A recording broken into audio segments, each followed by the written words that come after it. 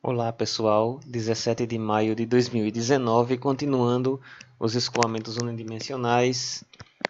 A gente numa videoaula anterior trabalhou a diferença entre escoamento em rio e em reservatório a partir de uma análise da equação da continuidade concentrada.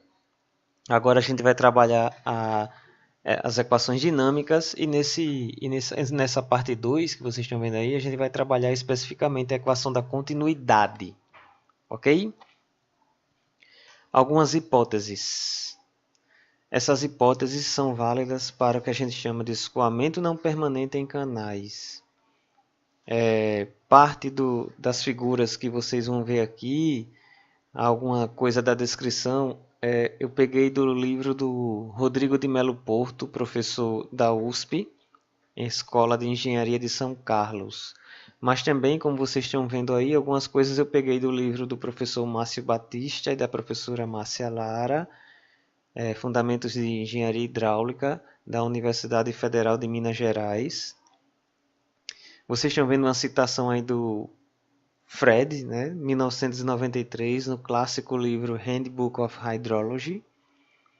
E se precisar lembrar de alguma coisa, algum livro, alguma coisa que eu acho interessante, algum site, eu vou lembrando vocês, tá? Vou dando as dicas. E o que eu quero também deixar claro é que aqui eu tento mostrar essas equações porque elas são hoje utilizadas de forma prática.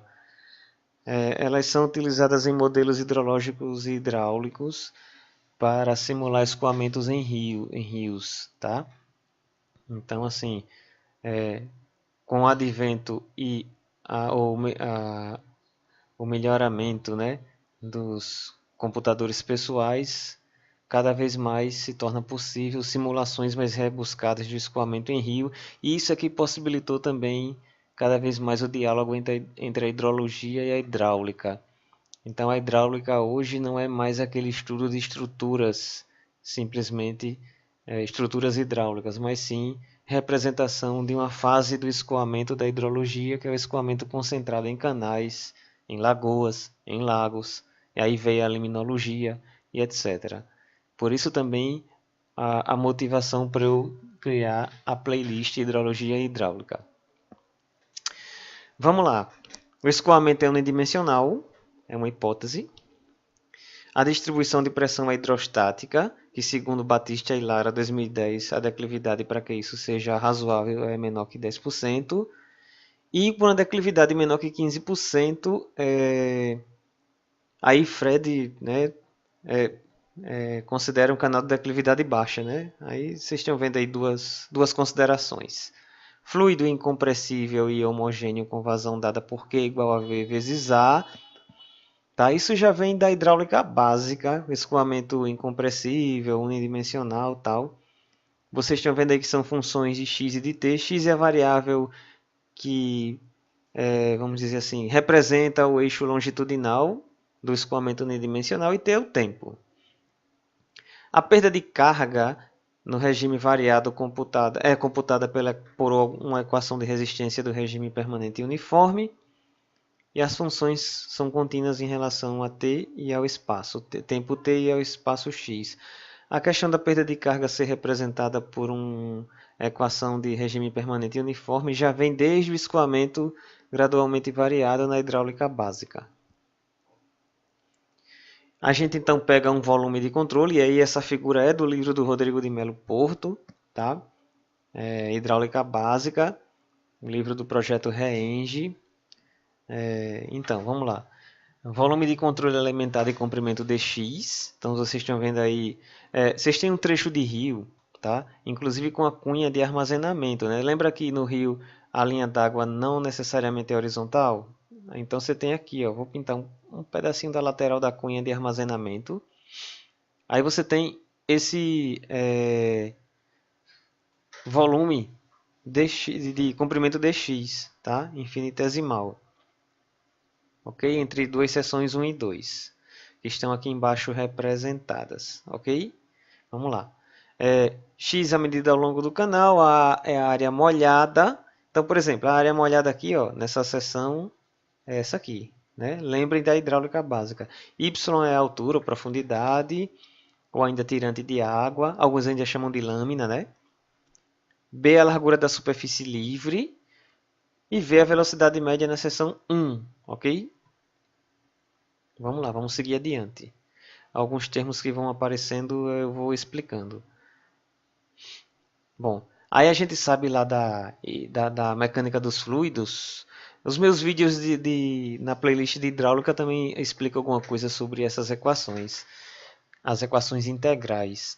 Então, a equação da continuidade integral, ela diz que não há variação de massa, ou seja, zero no membro da esquerda, é igual a essa variação do volume de controle no tempo, mais o fluxo líquido de quantidade de massa na superfície de controle. Na verdade, o líquido, quando eu falo fluxo líquido, quer dizer que é no conjunto de superfícies de controle, em todas as superfícies de controle que há escoamento atravessando, né, passando por elas.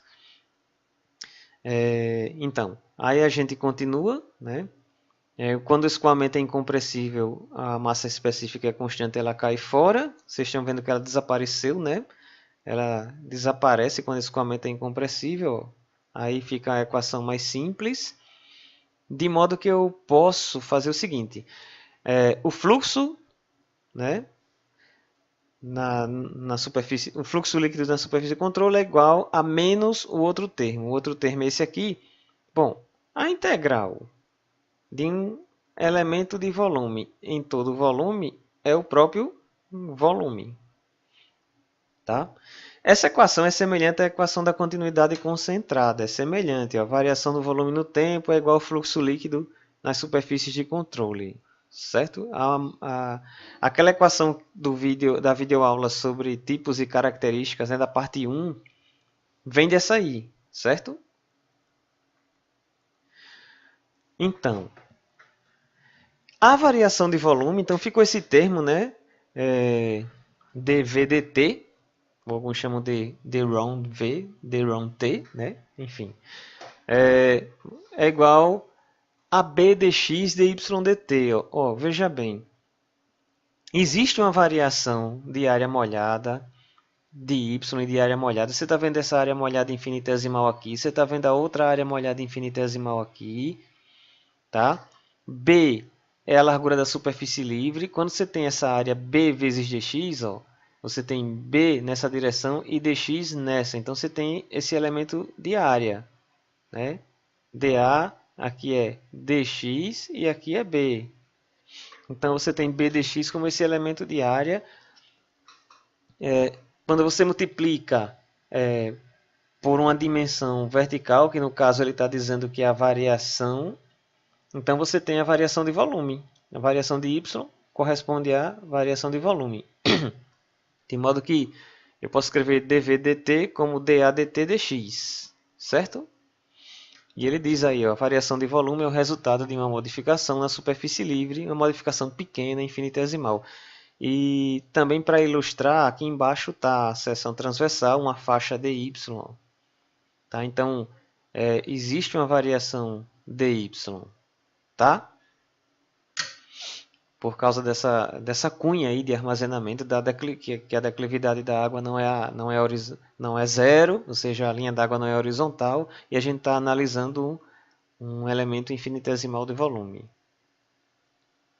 Então, deixa eu só voltar aqui. Esse termo a gente acabou de descobrir que é o dA dt dx. Esse termo aqui, né, que está com a seta, aqui que eu escrevi a seta. Então, esse termo dA dt dx.